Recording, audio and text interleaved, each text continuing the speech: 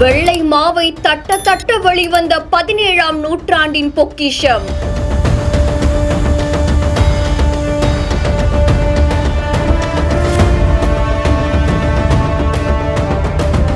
உற்று உற்று பார்த்து அதிர்ந்து போன அதிகாரிகள்.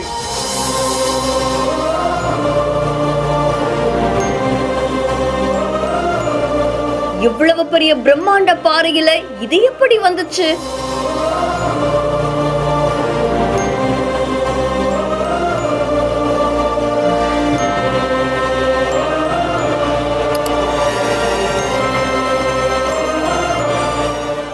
பழனி பக்கத்துல இருக்கக்கூடிய மேற்கு தொடர்ச்சி மலை அடிவாரத்துல 17ஆம் நூற்றாண்டை சேர்ந்த கல்வெட்டு ஒண்ணு கண்டறியப்பட்டிருக்கு.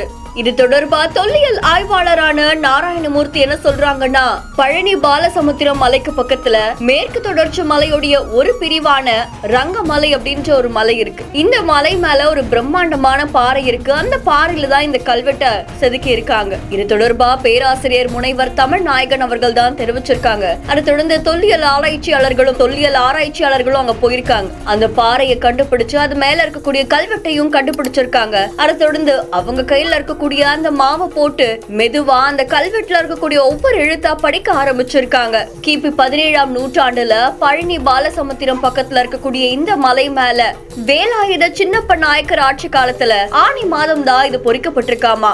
விளாங்குடியான் கோவில் திருப்பணியின் போது 150 பொன் செலவிடப்பட்டிருக்கான். அது மட்டும் இல்லாம அப்போ சின்ன ஐயம்புள்ளி பக்கத்துல இருக்கக்கூடிய 4 மா நிலத்தை இதுக்கு கொடையா வழங்கினதாகவும் சொல்லப்படுது.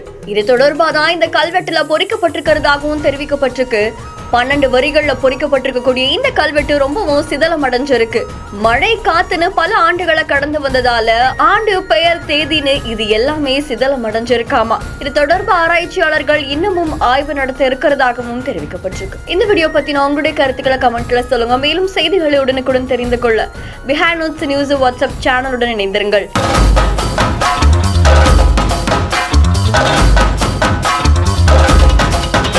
இந்த வீடியோவை வழங்கியோர் கிராண்ட் ராயல் டூர்ஸ், மஞ்சு குரூப்ஸ், சிம்சலு, டாக்டர்